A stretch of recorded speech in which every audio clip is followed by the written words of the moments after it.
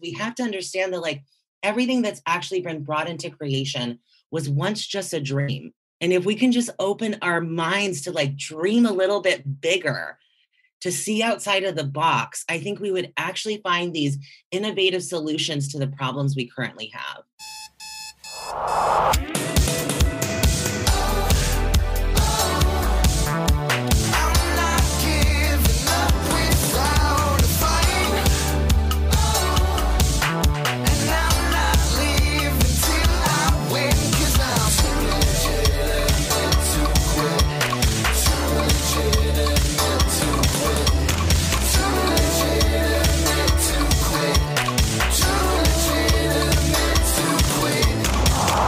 Welcome to Too Legitimate to Quit, instantly actionable small business strategies with a pop culture spin. I am your host, Annie P. Ruggles, and my guest today is the magnetic Randi Lee. Randi Lee is a human design and gene keys expert who has experienced a lifetime of searching for her identity and in turn transformed her life and business through human design. She is an open book, sharing a high-level overview of human design, the impact that it had in her life and business, and the possibility of self-discovery it holds for you.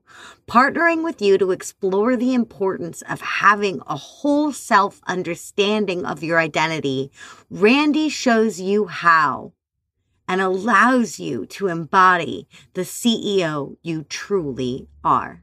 Randi, I'm so excited you're here. Please tell us what small businesses need to focus on this week. So I believe this week, if you have not discovered what your human design is already, you need to go and find out your human design, because human design gives you the most true representation of who you are at an energetic level. It shows you what your strengths are, what your life path is, who you're here to be in this life, where you can be conditioned, where you may be out of alignment and not showing up as your true self. And I think really the best thing we can do as business owners is show up as our true and authentic self, because that's how we magnetize the right clients to us. It's a pet peeve of mine when people say you have to go and find your clients.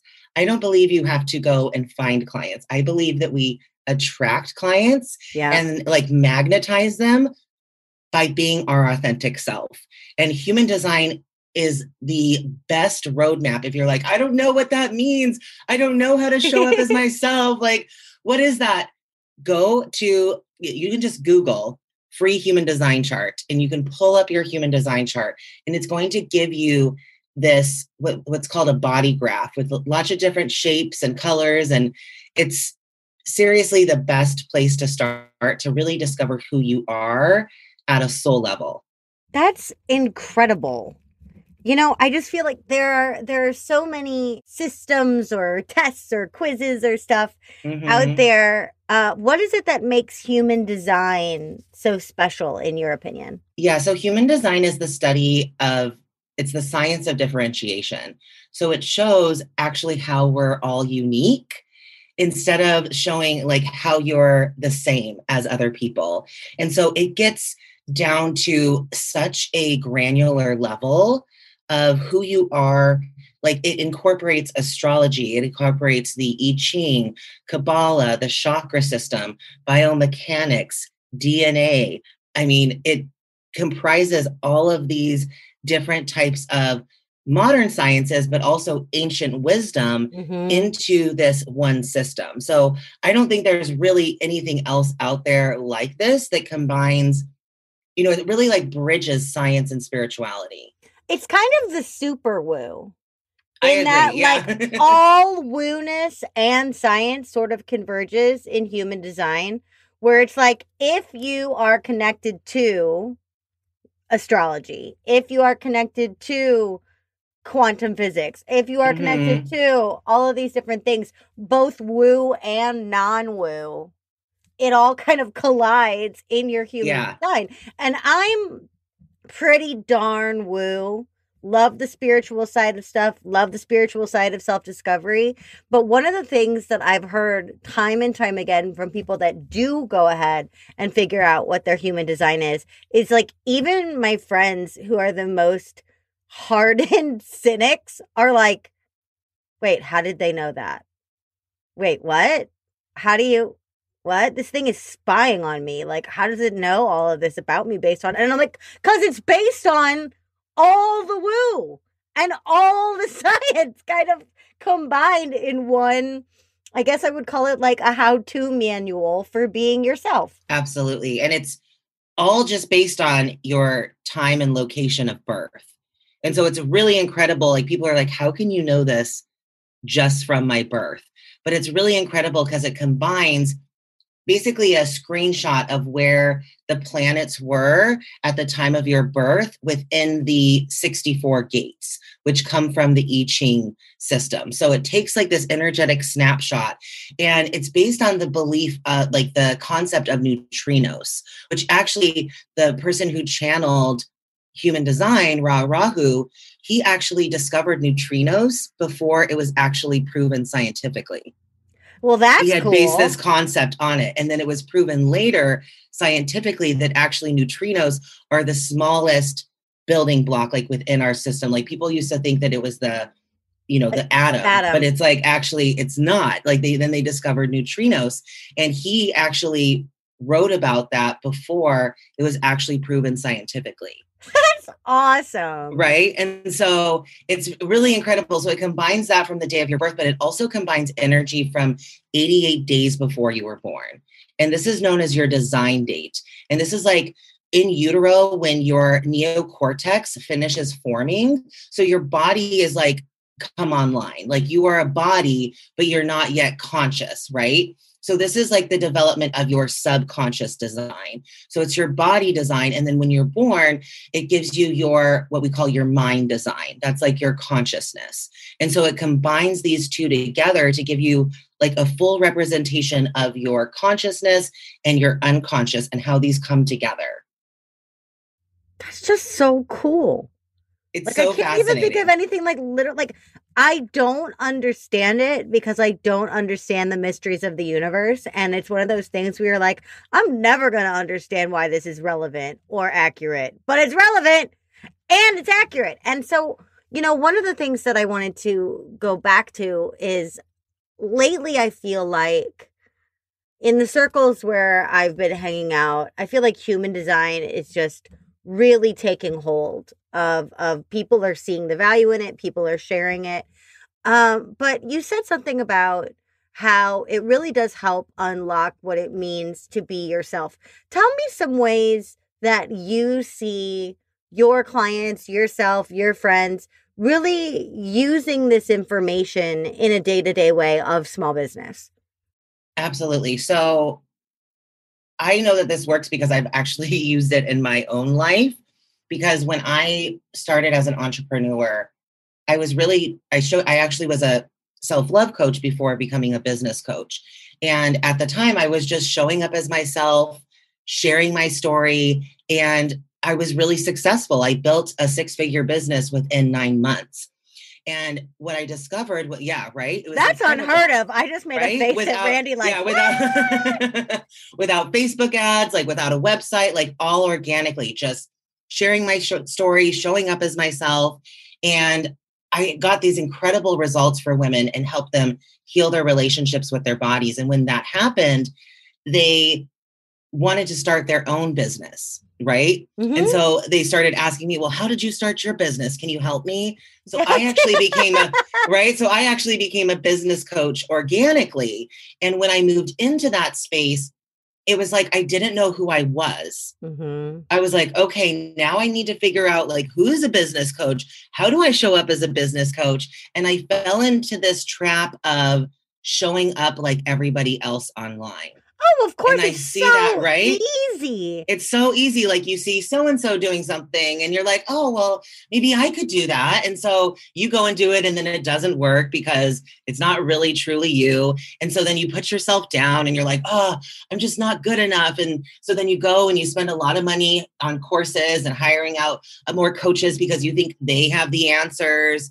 And it just leads you down this path of searching outside of yourself when you don't know who the fuck you are. Amen to that. And you know what's really funny about what you just said, and the reason I was like giggling my ass off is because I also organically became a business coach out of life. Right?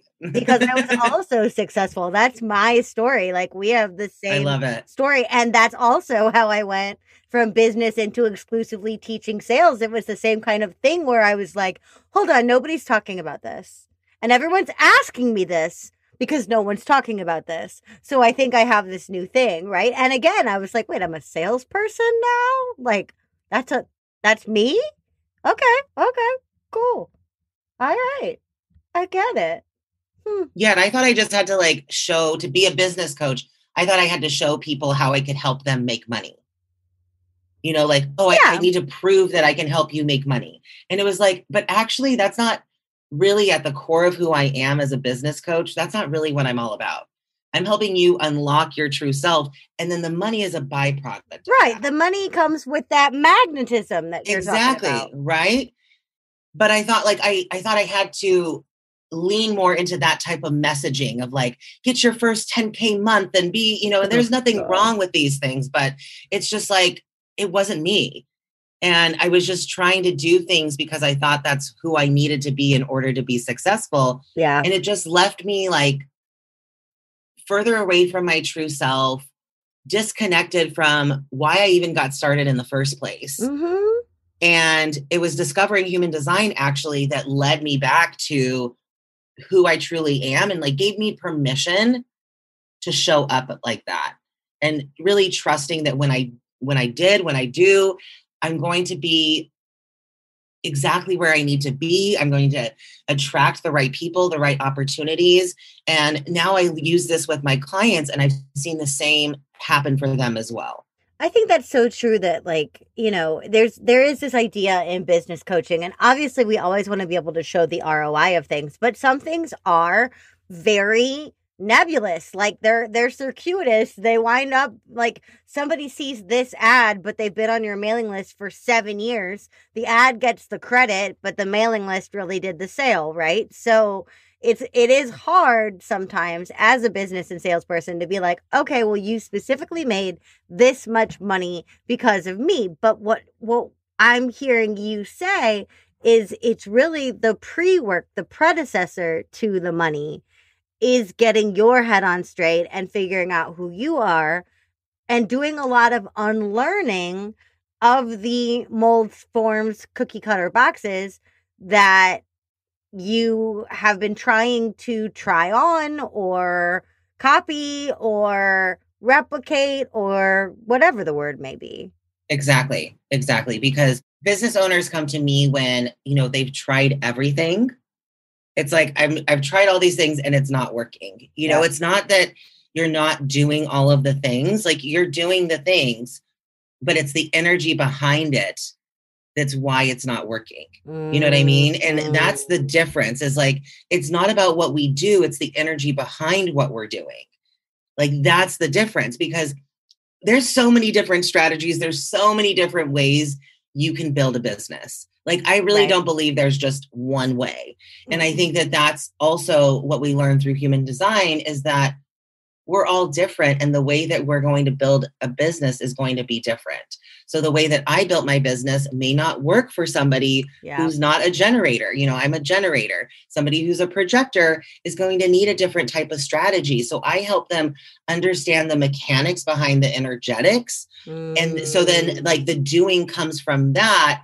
And it's really in flow and what works for them versus just a copy and paste strategy of like, here's how I built my business. That makes a whole lot of sense when you put it like that, honestly, in that these corner cuts, right? That we all want to do. We all want these shortcuts. Yeah. and that's understandable, right? Everything Totally. takes longer and costs more than we think it's going to most of the time. And so we're looking not for the easy button, but for the shortcut. And that's great. But the thing is, the problem is when the shortcuts start making us look like carbon copies of everybody else, then we lose our own magnetism. Then we lose our own, sense of connection out there. And we start to erode our sense of self, because who am I in this business anymore if I'm just copy number 9,456 of Amy Porterfield, who I love,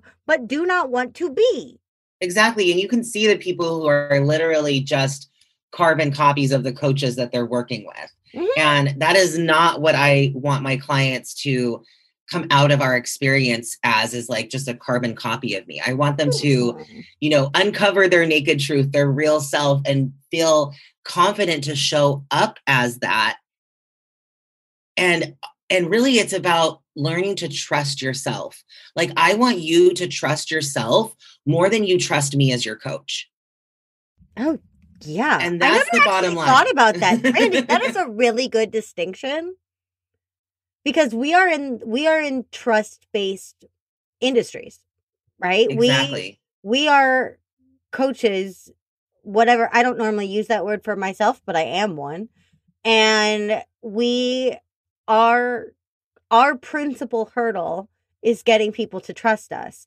But sometimes we get people that trust us more than they trust themselves. And now that you say that, this has never really occurred to me before, that is a huge difference between the clients that I find that do super freaking well and the clients that I get that really continue to struggle. And I think the aha moment is that they have to trust themselves as much as they trust me, if not more, ideally more. And that is huge, because like you said, there are so many strategies. I know, I'm a strategist. I've tried all of them at least 57 times, right? But as such, with all these different strategies, I totally get now that square one for all strategies is self-awareness. So if human design is the super woo, then self-awareness is the super square one. Like, do not pass go. Do not collect $200 until you understand where your strengths and weaknesses and challenges and energy lies. That makes total sense to me now in a way that it never has before. Yeah. And that's what human design helps you with, is you understand how your energy works. And it also shows you how to make aligned decisions, how to learn how to trust yourself. And when I learned that, like, no system in human design, no type, no authority makes decisions from our head or our mind.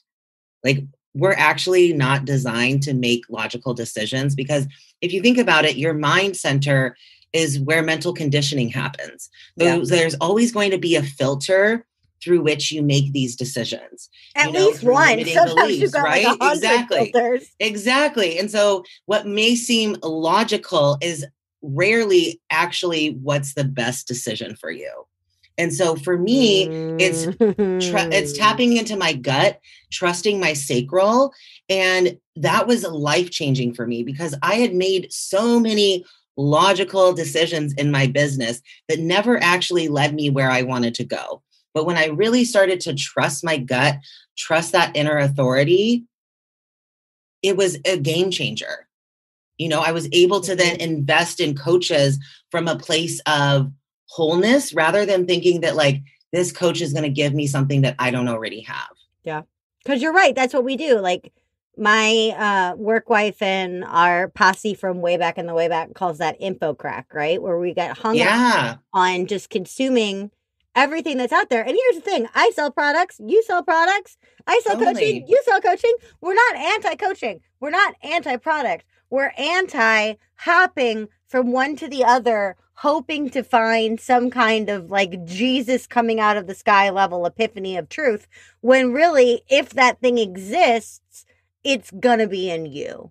Exactly. And it starts, like you said, with that self-awareness to know, okay, maybe there are some gaps in your knowledge. That's actually, great to know where your gaps are, but like not coming at it from a place of, oh, okay, well then once I get all these certifications and all this knowledge, like then I'll have the confidence and like suddenly I'll be able to put it out. Like it just doesn't work that way. Like I see people just taking in so much information and they're never actually applying it or integrating it. Yeah. Like, woo, Randi, you just took your 95th course. That means that you are now a millionaire. That's not how it works. Not how it works. Oh my God. Not how it works. That'd be awesome though. You buy like, I know, right? I wish it was that easy. Like, because I love learning. Like, I mean, I listen to audiobooks and podcasts and, I take courses as well and hire coaches and do all the things, but that's not actually what has made my business successful. Mm-hmm. Yeah. It's in the gut. It's a combination it's really of in the like two. Trusting yourself, building that self-awareness, taking that inspired action, with, like I said, it's all about the energy behind our actions, not actually our actions themselves. I love that phrase, inspired action. Because also you have come here today to talk about a movie musical that is filled with many, many, many, many inspired actions. And I am talking about the beautiful, uproarious, fictitious version of real life monster P.T. Barnum, The Greatest Showman, which I would rather just have it be Hugh Jackman's circus. But Randi, oh my gosh, yes. What does any of this have to do with The Greatest Showman, 2017's musical sensation? Yes, I'm so glad that we're talking about this. And I actually rewatched it last night and pulled up P.T. Barnum's Human Design for the first time before watching it, because I was like, I want to see if his chart is out there. And it was. And he's actually a 4/6 emotional manifesting generator. And I'm a manifesting generator. I don't want to be like P.T. Barnum. No, but there's so many like great things if you think about like the manifesting generator. Like he had this grand idea, right? Yeah, of like something that had never been done before, right? And that's really what like the manifestor and the Manny Gens have, is they have this like vision. They're like the courageous like seers of the unknown, and like go out and explore the unknown and bring that into reality. And that's totally what he did. And he also has an open G center, which I have an open G center, and it's searching for that sense of self.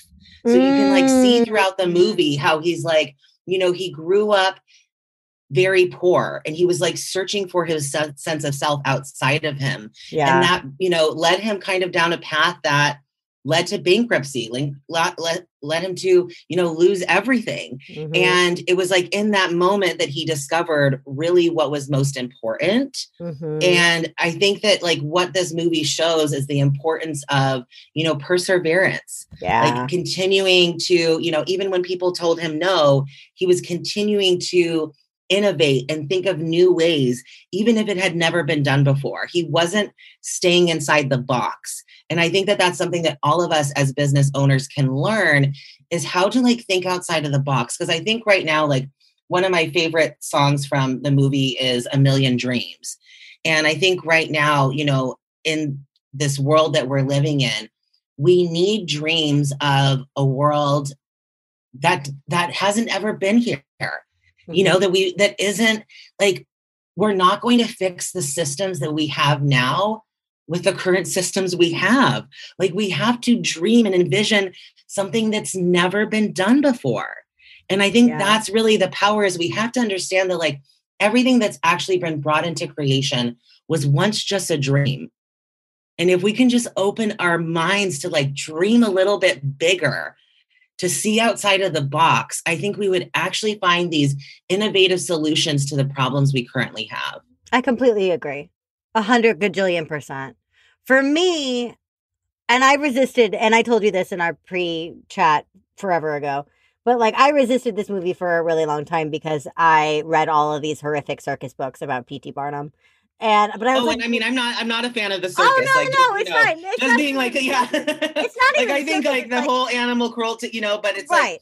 No, totally. but like, so I resisted for a really long time, which is really surprising considering I have a musical theater degree and a crush on Zendaya. So I was like, Yes. why wouldn't I watch this? Like, come on. So I finally settled down and I watched it, and I've been blasting the soundtrack ever since. But for me, what really grabbed me as I was watching it seems like the whole movie is about the different forms of longing, both positive, like motivational, aspirational, kick your butt into gear because you want it longing, and the sad, why can't I have what I want longing. And then when you get what you want, not even being satisfied with that, right? Yeah. And like, that's such the human condition. It's like, we're working so hard for these businesses. And then even when we reach those 10K, 20K, 50K months, we're still like, well, what's next? What's the next thing? And we forget why we even got into it in the first place, Right. What it's all for. Right. I mean, I did that. I literally did that today. I had a never enough moment while I was singing Never Enough. Yeah, never enough. I know, I love exactly. it. But like I did a workshop yesterday and I was really proud of it. And the purpose of the workshop is to provide value, but also it's when I do the majority of my selling because I love to pitch live. And for some reason, although the workshop was super well received, I haven't been seeing a whole lot of sales yet, but I was like, cool, just give me one. Just give me one sale today so that I'll know that that workshop was good and I'll do it again and I'll do it better next time. But just give me one sale. So then I got that sale and I was like, cool, I got one sale. Well, maybe I should get 5. And I'm like, no, 1. You asked for 1. You got like, 1. let that be enough. Yeah. Like, even if it's not enough financially for like everything I need to celebrate the 1 before I go out and demand the 5. But it was hysterical because as I'm having this epiphany, I'm listening to Never Enough. I mean, how ironic is that? It's just like, it's like, so I love how the universe works, right? It's like, hello. Like, exactly. I'm like sitting here going like, my accountant's going to kill me. Never enough. My accountant's going to kill me. Like, right. I know. But it's so true because we have to, bringing it back to that self-awareness, we have to build that self-awareness so we can even see these things in ourselves so that we can kind of like bring some laughter to it, some humor. Like, it's kind of funny, these things that we do as humans, like we make one sale and we're like, 2 seconds later, we're like, oh, I didn't make enough. And then like we get a sale and we're like, oh, I'm so excited. And it's just like, we allow our emotions to just be ping ponged back and forth, instead of being able to find that peace and core stability within ourselves. Yes. That's why I send these little cowbells to my clients to ring when they get sales in hopes that like at least that ritual, that little bit of ritual for as long as you decide you want to ring that bell is saying to yourself, to the universe, to anybody unfortunate enough to be in earshot of you, I made a sale in a really great way and I'm successful. Woo! Right? Just to take that moment and have that pride, celebration, focus of like, okay, that was a success, a big one or a small one. Now on to the next thing, but don't lose sight of what I just did, right? Because you're right. It's so easy to just on to the next, on to the next, on to the next. I did want to ask you one more question about human design specifically, and that I forgot to ask you before, which is sometimes people have a hesitation to find out their type because there is the idea of good types and bad types. Like horoscope, for example, I'm a Gemini and my whole life. Oh, and we all know, there's like so many people are always trashing on Geminis. I know. Yeah. I mean, I've never had a problem with it, but at the same point, like I'm not as disloyal as the typical Gemini. In human design, are there like stigmatized styles too? Like, could you get? Yeah, I think there definitely can be. And it's just from having it comes from our conditioning, right? Of thinking that certain things are more valuable than other traits. Yeah. So the two energetic types that have their sacral center defined, and our sacral center is the center for work, life force energy. It's the energy to build and create. So the two types that have that defined, who have consistent access to that energy, are generators and manifesting generators. So the three other types, manifestors, projectors, and reflectors, they don't have that defined. So they don't have consistent access to that energy. So a lot of times, like those three types can often feel like envious of that sacral, and like, I need to have that sacral energy, because we're brought up to believe that we all need to be workhorses, and that our worth and our value is based on how much we work, how hard we work, how much we produce, like all of these things. But manifestors, reflectors, projectors, they have a very unique role that they're here to play. You know, manifestors are here to get things started. They're the only energetic type that can actually initiate. So they see into the unknown, they courageously explore it, and they bring it into reality. So then us generators and manifesting generators can hop on that and bring it to completion. Right? Like we respond to that because our strategy is to respond. And so they bring it in and we support them in bringing that into creation, because we're here to build and create, generators and manifesting generators. And then projectors, they're here to lead and guide. So they have a bird's eye view, which is, I mean, especially us as generators and manifesting generators, we need projectors, because so often we can't see the forest through the trees, right? We're just like busy doing our little thing and we don't see the bigger picture. And so projectors help us to see the bigger picture. They help manage, lead, and guide. And then reflectors, they're only 1% of the population, and they have all 9 of their energetic centers open or undefined. So they're like our cosmic mirrors. They're our early warning system to show us, like, they're like the quality control, like designed to be at the center of a community, because if they're thriving, you know, the community's thriving, right? Mm-hmm. I love the way you explain that. It's an ecosystem. Everybody has a role. Everybody has a role. Yeah. And we don't have to all do the same things. Circus? Right? Everybody has their job, how they contribute. And like, it's just about being yourself and not trying to fit yourself into a box. And that's what we've done as a society. You know, we've conditioned each other, ourselves, to try to be more the same instead of owning who we are, and how that's still so beautiful and needed in this world. Mm-hmm.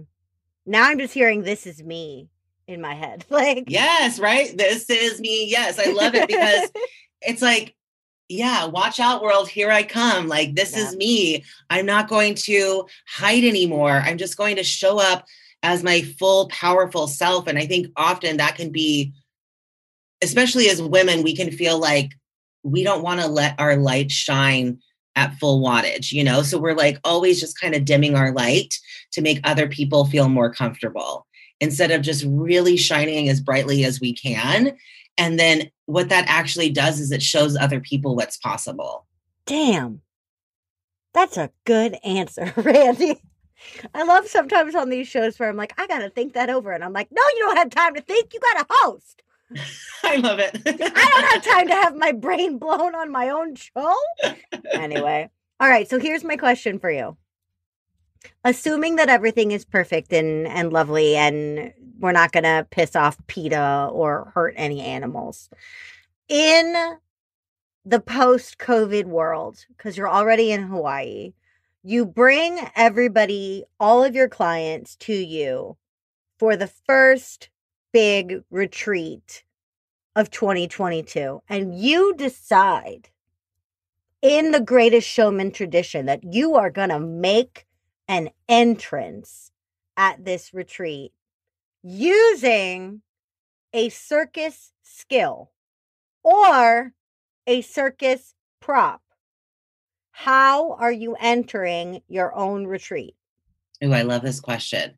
So my branding is all about a mermaid vibe, and there was always like a mermaid in the circus. So I think that it would definitely be entering in some sort of like mermaid tail costume. Yeah.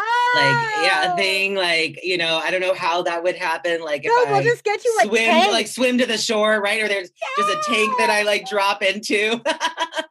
What's that? Yes. Oh, the Cirque du Soleil show. Oh, that's all underwater. We'll just get you one of those like huge water tanks and just. It'll just be like swimming along, like. Everyone will be like, "Where's Randi? What's going on?" And you'll be like, and then they just like reveal the tank, and I'm just like in there. Oh, yes.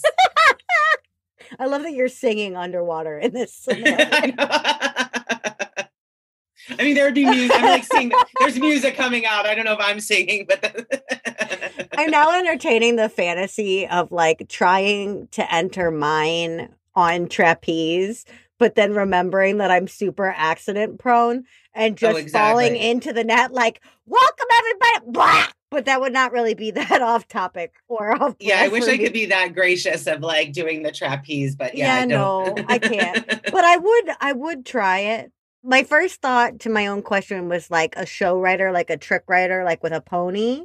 But I love horses way too much. So I think I would just get distracted and miss my own retreat if they're like, you get to wear sequins and be on a pony. I'd be like, oh, this is the happiest day of my life. Well, for that future retreat, whatever it may be, or any other of your mermaid fabulosity, what is the best way for listeners to start a conversation with you? Thank you so much for that question. And it's been such a great conversation. I've loved this. So if you want to connect with me, you can reach out to me on Instagram. That's where I hang out the most. My Instagram handle is I am Randi Lee, and Randi is with an I. And I would love to connect with you there. You can also go to my website and sign up for my email list. I send out a human design forecast every week where you learn lots of information about human design that I don't share anywhere else because, on Instagram, we're limited to so many characters. But if you get in my inbox, then I actually give you lots of juicy human design tips that relate to your business. And I would love to start the conversation with you. I got to get on that list because I'm a Manny Jenny, as you say, and I got to learn how to work it. So while I go get on that list, everybody, I'm going to be back in just a second with my final thoughts and your homework for the week.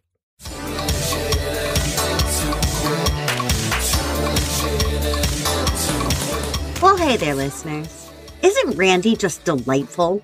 If you visit her website, which I highly recommend, you'll see photo after photo of Randi looking positively joyful in the Hawaiian sun, stunning underwater, or cozy in her mermaid tail.